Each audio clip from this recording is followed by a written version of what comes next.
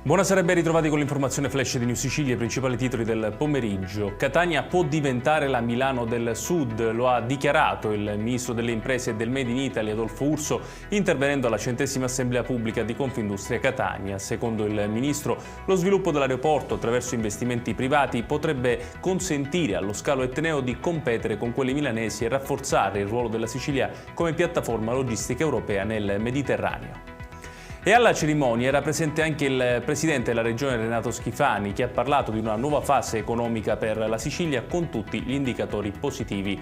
Catania, ha sottolineato Schifani, rappresenta uno dei principali poli di investimento del Mezzogiorno ed è destinata a essere la capitale mediterranea della microelettronica. Nuova giunta comunale a Messina, il sindaco Federico Basile ha presentato quest'oggi a Palazzo Zanca una squadra composta da 9 assessori. Laura Castelli, ex parlamentare dei 5 Stelle, è stata nominata vice sindaca, mentre tra i nuovi ingressi figurano Stello Vadalà e Iris Forani. Basile ha definito l'esecutivo una giunta a tempo, annunciando una verifica fra 12 mesi.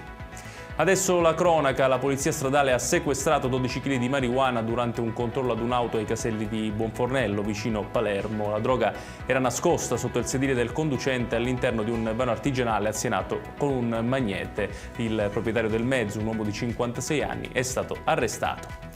Chiudiamo con le elezioni alla Federcalcio. Giovanni Malagò è il nuovo presidente della FIGC. L'ex numero 1 del CONI è stato eletto con il 68,58% dei voti, superando Giancarlo Abete. Da solo non posso fare nulla, ma con voi posso fare tutto. Le prime parole di Malagò dopo la proclamazione.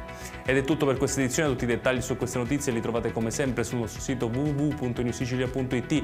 Grazie per averci seguito e buon proseguimento di serata.